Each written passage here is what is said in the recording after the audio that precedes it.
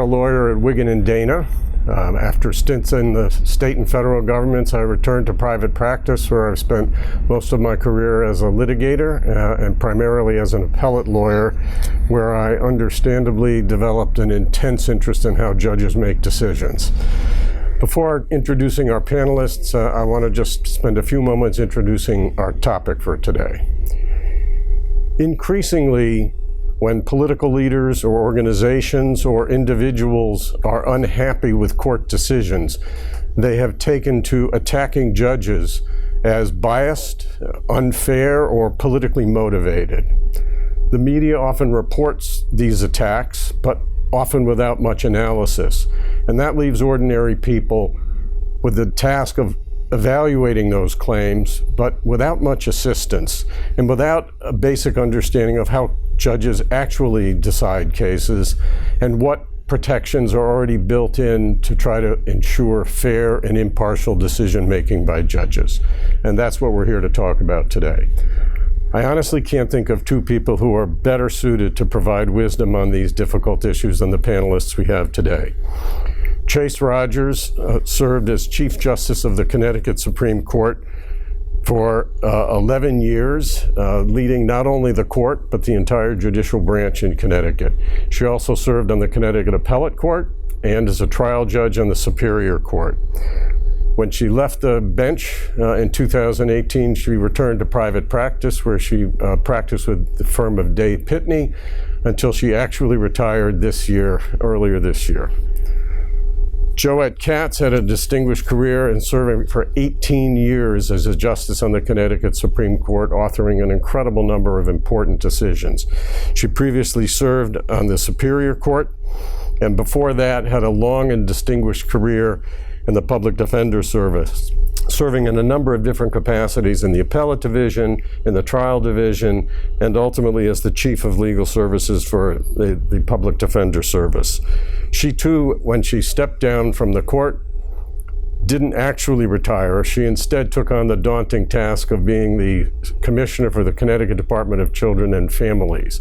And after 8 years in that incredibly difficult job, she retired again, this time to become a partner at the law firm of Shipman and Goodman, where she continues to practice today, and I'm sure is still trying to grasp the concept of retirement. So thank you both for being here. I want to start with a very basic opening question. In general, how often do you think it's the case that judges are making decisions that are the product of bias or political motivation? You go first? Okay. I think you need to start with some ground rules of where we're talking about. In states where people are put on the bench by appointment as opposed to election, just looking at the landscape, I think it's far less often. And I would say in Connecticut, I think it's extremely rare that that's the case.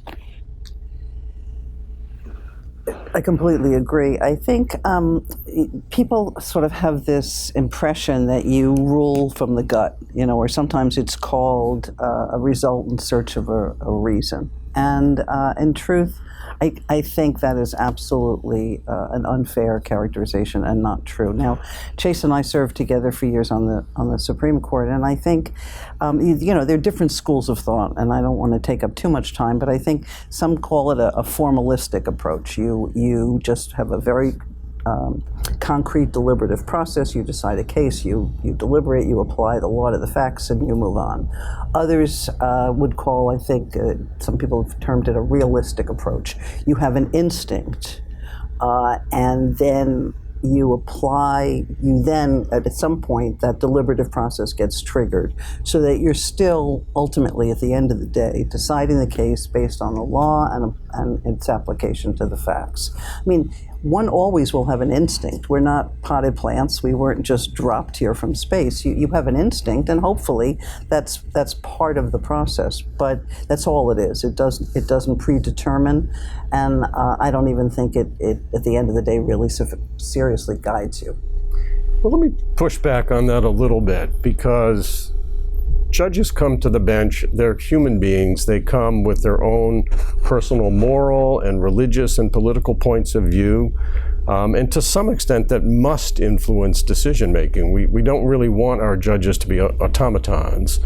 And I guess I'm interested in how that line is drawn. At what point does the intensity of your own personal views actually interfere with neutral decision making?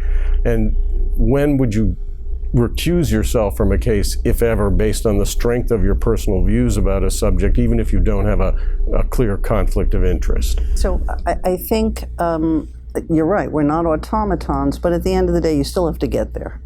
And it still has to be reasoned, and you have to engage in the deliberative process, and you have to apply the law. Do I think judges, are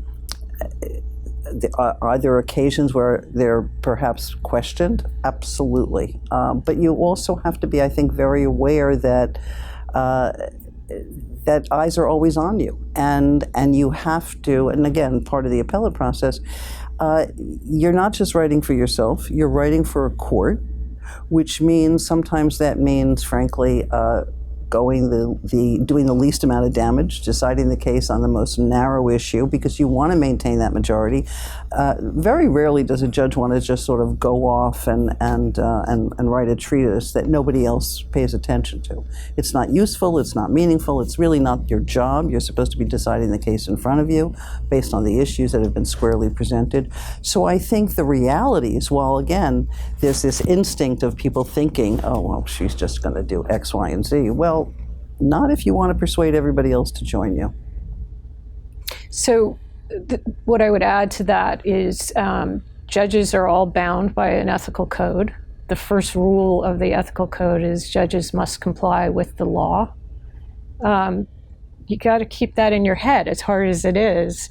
Sometimes when you're looking at a particular case that you're like, this is a terrible result, or this is feels wrong to me, with very, very few exceptions, you are bound by what the law currently is. Obviously, if it's an issue of first impression, those were the fun cases, right?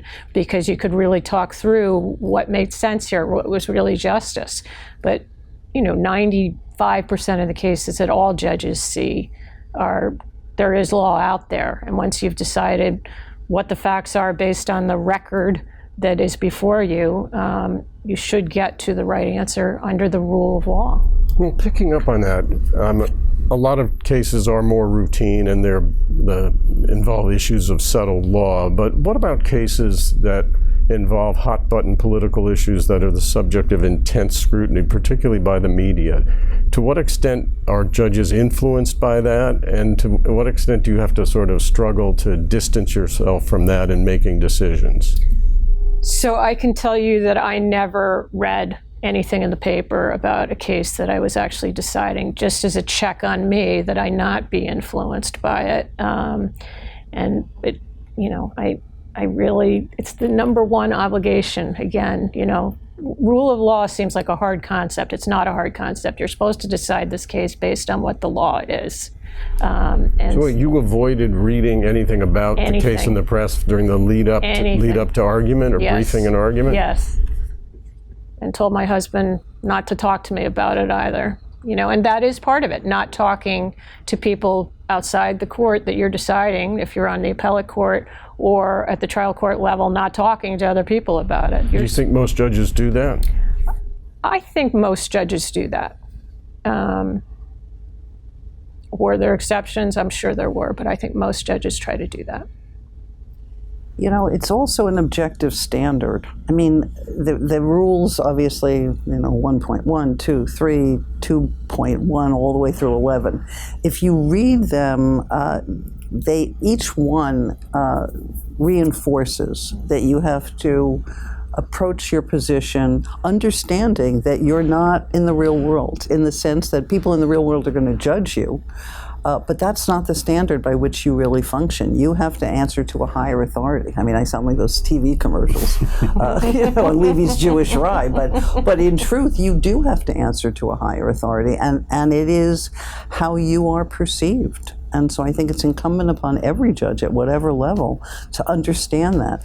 And as a consequence, sometimes, frankly, judges have gotten into trouble. I mean, I wrote a couple of decisions involving judicial misconduct, I should say. And it was because, frankly, judges, they had not done anything that you might initially say, oh, that's clearly flagrantly wrong. No. It was a lot more subtle than that. But it was really, one in particular was about a judge not paying monthly orders on a real estate matter, on a foreclosure, without getting into the details.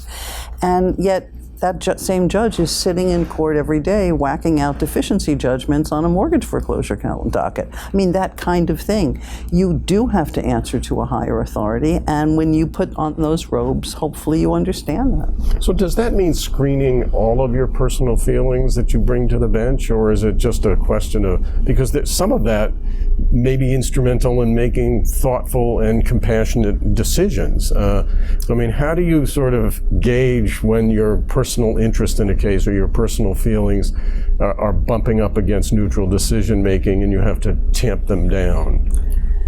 I've written decisions I don't like. I mean, frankly. And maybe there are others who feel that way too. I mean, being really blunt, there was a case that involved a young African-American boy from Bridgeport and a white girl from Trumbull, and they were boyfriend and girlfriend. Not to get too much into the weeds, but they were outside the 2 years and a day statutory limitation of what would otherwise be deemed a consensual relationship. Long story short, he gets arrested. He goes to the police station with Dad and gives a full statement.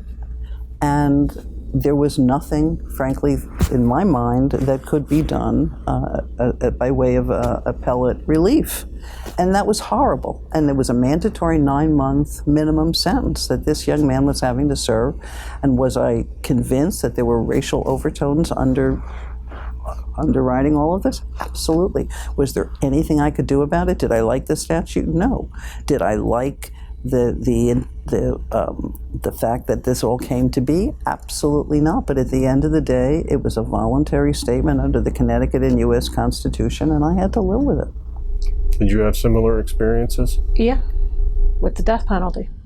And one of the things that I did in my dissent was say, I am personally morally opposed to the death penalty. I thought it was important to do that. I thought about it, but I said, no, this shows that we're trying to do things consistent with the rule of law. My view was I was morally against it. I thought it was a terrible policy position to have the death penalty in our state, but I couldn't get to a point under the Constitution, current status in Connecticut in terms of where current social mores were, that I thought that the death penalty was constitutional. So that, it's a hard job. That's another thing that, we hope that people understand, that those are the moments where you really do have to do a gut check and make a decision. What am I going to do here in terms of complying with what my obligations are versus what my personal view is? I mean, how do you decide when it's appropriate to acknowledge your personal feelings in a judicial decision? I only did it once, and it was in that case because, as you said, it was such a hot button issue that I felt it was important to say it. Did you ever do it as well? I think you did, didn't you? There were times that I would, so for example, let's assume, and this gets into stare decisis. Yeah. So if I'm writing for something on an issue for the very first time, and the law is X, and I really think the law should be Y, I have, with obviously limited application, taken that opportunity to weigh in and say, this is my viewpoint. Now, whether I did it in a dissenting opinion or a concurring opinion, to get my views out there, to let it be known that I think this is an issue, and I would invite the legislature to revisit it. I would invite the Rules Committee to look at it, whatever the appropriate platform was or vehicle. But then at the end of the day, I had to acknowledge what the law was, whether I liked it or not. Well, since you've raised the topic of stare decisis, let's just talk about that briefly. I'm interested to know the extent to which you think this actually is a protective mechanism against decision-making that would otherwise not be viewed as neutral and independent and balanced and fair because of the constraints of precedent. Is that a significant influence, do you think? So there's an area that I think there's room for discretion and among the judges. There's certainly, there's rules or elements to it that you need to decide how wrong the original decision that is precedent is at this point. A lot of times that can be influenced by advances in science, et cetera, witness identifications, things along those lines. But you also have to balance that with the stability of the law in terms of, is this a situation where it's so wrong that we have to change it? When people rely on, again, what the law currently is in both personal and business environments. And again, the death penalty was a good example. A couple of months later, there had been one change in the court, and the state came back and asked that we reverse our decision. And I said, no, I think stare decisis is important here. And so now I'm on the side with the majority, right, that there will be no death penalty in Connecticut. I did that based on stare decisis, that I thought the shift of one individual in the court a few months later would be a terrible message to people. And do you think that undermines confidence in neutral decision-making if the change of a single justice on the court alters the substance of decisions? That's what do you think it's had that effect in that case or other cases? Again, I don't know. All I could do was sort of think about the bigger question of, we need to preserve the rule of law and have confidence in the courts, and hopefully this is one way we can do that. I'm interested in your comment that you put into your decision, while following precedent, the reasons why the precedent should be reconsidered. There's a balance there, because making those comments also can be perceived by the legal community and perhaps the lay community as well as a judge engaging in advocacy on the bench rather than sort of complying with precedent but attacking it at the same time and advocating for the law to be changed. Is there any sense of how to draw that balance properly and not become a judicial advocate as opposed to a judicial decision maker? Tread very lightly.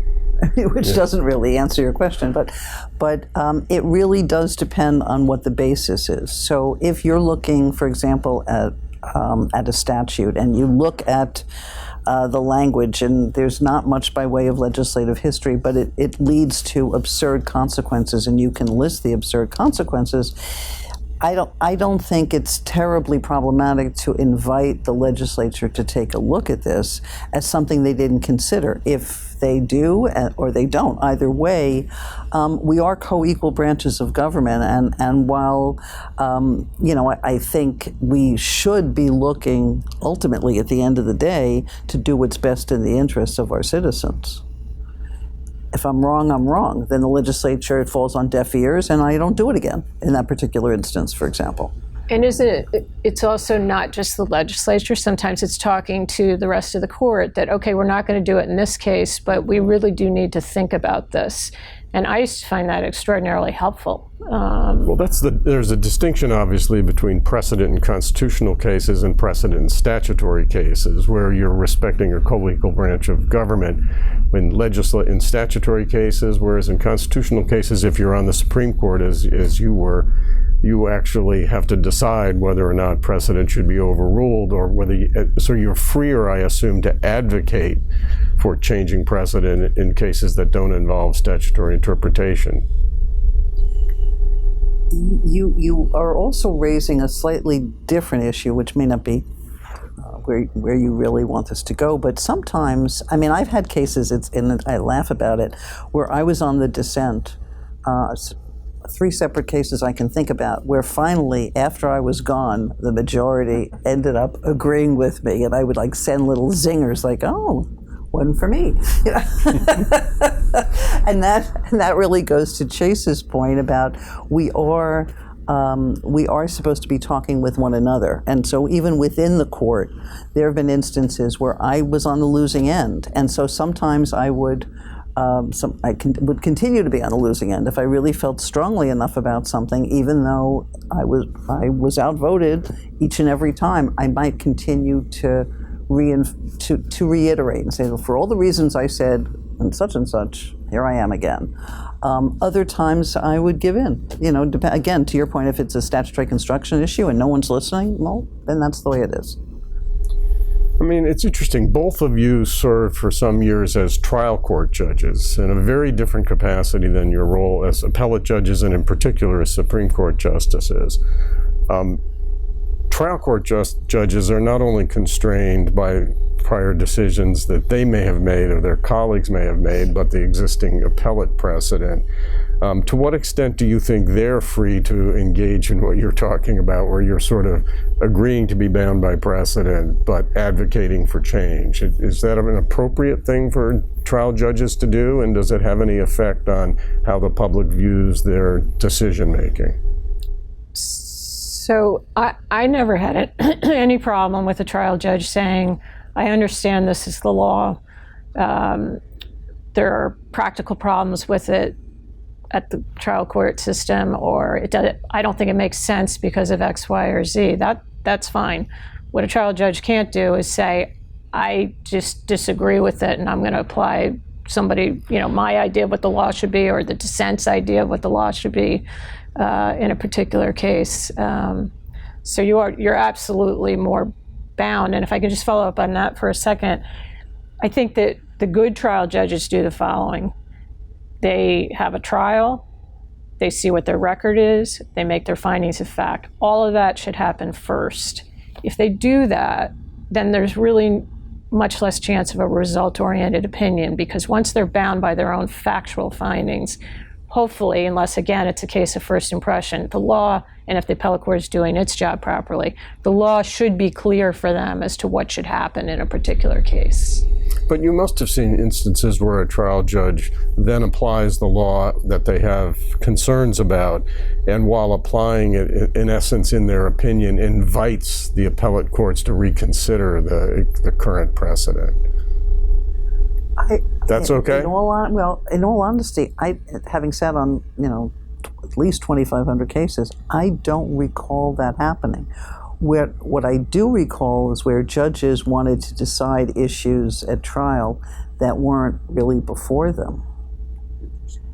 And so they would decide something that wasn't raised, wasn't briefed, wasn't argued, and for which, by the way, there would be no record, because they wanted to address some constitutional issue, and then it would come up and we would look at it and say, you got nothing. Sorry, it wasn't there. You wanted to speak on the issue. That's what law review articles are for. That I did see.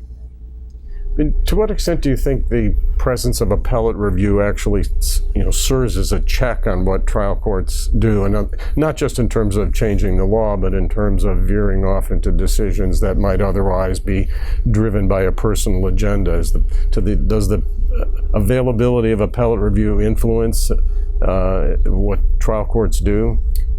So trial judges understandably do not like to be reversed. I mean, that's sort of bottom line. So I think that to that extent, it definitely holds them in check that they're going to try and get it right. Yeah, I mean, and in truth, the only judge who's never been reversed is a judge who's never made a decision. I mean, it just comes with the territory, and you just have to move on. Where I think it gets tricky, really, is, part of the job of a reviewing court, and I think trial judges really did look to appellate review for these purposes. Yes, to decide, first and foremost, to decide the case in front of them. But also, they want guidance. So when they're charging a jury, when they're conducting voir dire, whatever it is they're doing, they want to know what our thinking is. Because to Chase's point, they don't want to be reversed. And so to the extent that we can not only decide, or an appellate court can decide the issue, but can also give guidance so that they can perform to their very best next time out of the gate. I wonder sometimes whether people understand the limited role that appellate courts have. I mean, there are limits to what you do as an appellate judge. I mean, it's not starting the case over again. Maybe you could just address that a little bit, because a lot of decisions are constrained by what's already happened below. Maybe you could just talk about that. Go ahead. This is funny because I think actually this is where appellate jurists make a mistake. Not the only mistake, but it's certainly one where they make a mistake, where they want to decide something that's not in the record, or an argument or an issue that wasn't raised, wasn't briefed, and then Wasn't the theory of the case. Yes, wasn't the theory of the case, and you don't know as an appellate jurist, obviously, what really went into the thinking. You don't know if they missed it, or if this was really intentional. And I think that's when appellate judges they offend. They offend the trial courts, and I think, frankly, they offend the lawyers, because they start raising issues that, as I said, were not raised, briefed, argued, preserved. That's not their job.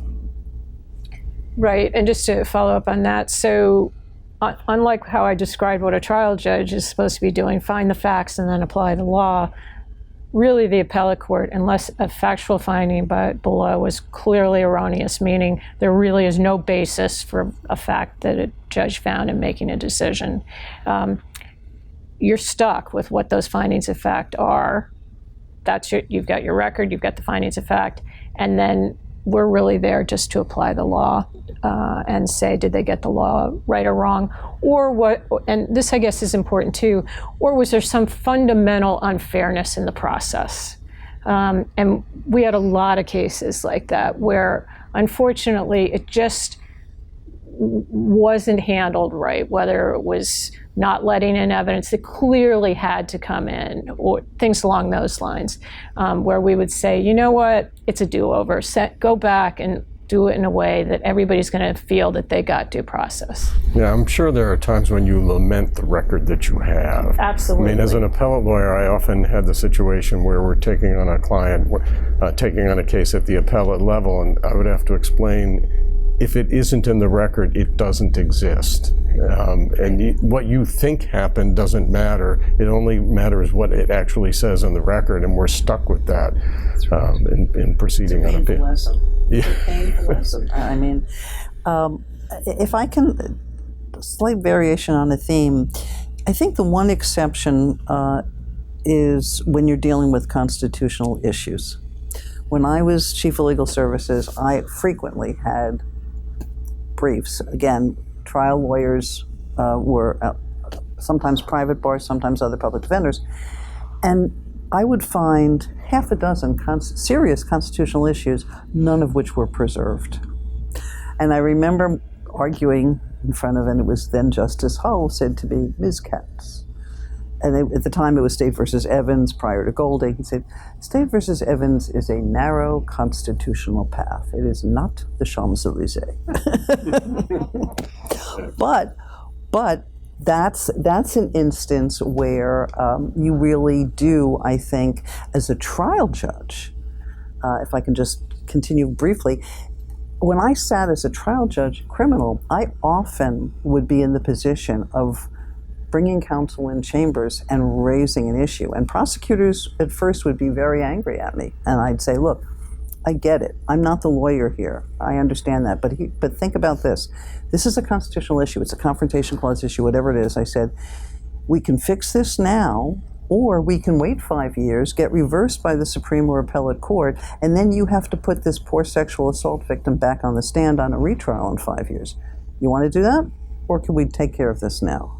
And so I think when you're a trial judge sitting in a criminal setting, it's a little bit different than in a civil setting. I want to circle back to what kinds of things constrain judges. And something sort of unique to Connecticut law, judges at all levels are appointed and confirmed, but they have to be reappointed and reconfirmed at the end of their terms. To what extent do you think the process of having to be reappointed by the then sitting governor and confirmed by the legislature at the end of their terms influences how judges think about the decisions they have to make and how they may be perceived by the political branches that have to decide whether they stay on the bench? Again, it's easy to say, hard to do, but the answer is it should not influence you at all. That's what an independent judiciary is all about, and that's the beauty of our system, is that you may be criticized for your decision-making, but it rarely rises to the level of resulting in somebody losing their job. Some of the hardest work that I had were 1 or 2 times where it did. That somebody did not get reappointed. I thought that was horribly unfair and wrong. But I think, again, for the most part in Connecticut, the legislature is trying to do their job right, governor's trying to do his or her job right, and it should, when that wells up in your mind of, I'm going to get criticized in the press for this, you have to say, too bad, I got to make the right decision. And again, that's going back to this concept too. I think elections, you'll never convince me that elections where people are paid money and also, are going to be voted upon, that the system just can't be as clean as it is in states where there's an appointment process. Do you think it seeps into judges' minds and sometimes that? No, seriously, I really don't. It seeps in, but then they got to reject it, right? Very, very quickly. I mean, look, I went through an ugly process back in 2001 after I wrote a case reversing the death penalty for a man who killed a police officer. That was 4-3. I had good company sitting on the bench with me, former prosecutor, former police officer who became a Supreme Court justice, and there really, I had no question about the wisdom and the ultimate integrity of the opinion. I also knew I was going to go through I don't want to say ugly, but for lack of a better term, an ugly process. And I remember, to your point about did it influence me, I said to my children that morning, 2 things you can be sure of. Dinner will be on the table and suicide is not an option. Now I joke, but you really, you understand that is your job. I do think the bar can be helpful. I mean, as opposed to cursing the darkness, let's light some candles. And I think that this kind of a forum helps that. And I think the bar can help in the reappointment process. I want to talk about that a little bit. And turn back to the opening comments as we wind down here about public criticism of courts and judges. And there's a balance there as well, because the public's right to speak up and criticize judges is important. And there's a question of when it crosses the line. And I'm interested to hear your thoughts about that, because, I mean, obviously you must be sensitive sitting as a judge, reading and hearing about attacks on your own integrity. And you also must try to respect the right of citizens to do that. When does it cross the line, and how do you evaluate that? So my view of it, and again, I think judges can differ as to where they come out on this, but my view of it is it's perfectly fine to criticize an opinion. Without sounding elitist, I would say it's hard to criticize an opinion without knowing, again, what we've been talking about, what the factual findings were and what the law is.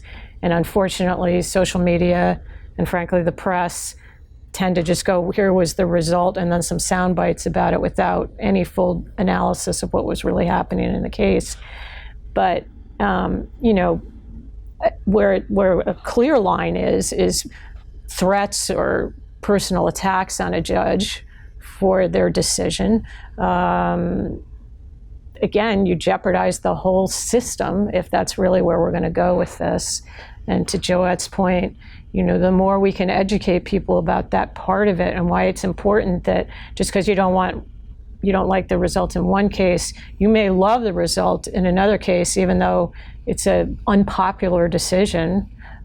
So that's why you want an independent judiciary. Do you? Oh, go ahead. I think, when I talk about lawyers, and to Chase's point, lawyers can really shed light on what the case was, what the opinion resulted in, what the nuances were, what the questions of law were. Where judges, I think, get in trouble, and should, is if they mistreat people. I mean, that's... You mean the litigants before them? Yes, that's a different issue. And I'm not talking about a bad day. I mean, if a particular jurist is routinely abusive, I mean, I don't know anybody like that, but to answer your question, I mean, I think if you're talking about something like that, then I think that the branch should interfere, that judge should be counseled and educated and all of the above. I don't expect lawyers to come in and defend a judge on those grounds the way I would on sound judicial rulings based on the issues that were in front of them. Right, so that's sort of just to simplify that a little bit, I think what you're saying is you can criticize a decision again, but what you shouldn't be doing is sort of this personal attack idea. And also, it's really appropriate if a judge's conduct is such that it calls into question whether the judge is even being fair. People should speak up about that it's a problem, and people should not defend that, including the branch. And I think that they try to do that.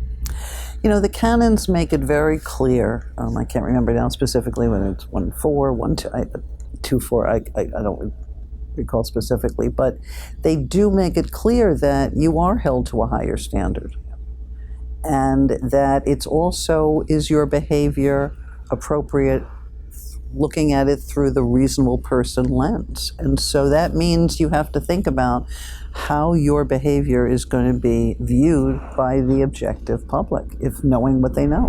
When you are attacked in the press and the media and social media about a decision and about your integrity, you're quite constrained in being able to respond to that. Whether you can respond at all under the canons, isn't that correct? You cannot respond. I guess the only exception to that is when then you're up for reappointment and the legislature asks you what happened here.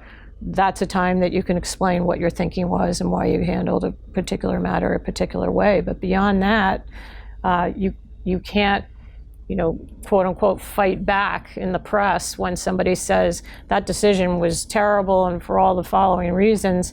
And that's why, again, education and the bar defending sort of, look, if they made the decision and it's based on what they understood the law to be, then that should be the end of the discussion. So in terms of lawyers speaking up, obviously it's more important for lawyers to speak up when you recognize that judges can't, and they can't respond to public attacks. Is it the role of the lawyers who are representing the litigants to defend the process in that particular case, and the responsibility more broadly of lawyers in the bar to defend the integrity of the judiciary from sort of more broadside attacks? So if we want to keep the system that we have, more than ever, it's really, really important. And I think it's important to start young, to get into the schools and be talking about civics, 101 as it applies to the judicial branch and what they're really trying to do. Obviously, you need to say it in ways that people who aren't, entrenched in the system will understand it. But I think it's helpful. Indeed. Well, that seems like a good note to end on. Thank you both so much for being here and for enlightening us. Thank you. Thank you. My pleasure.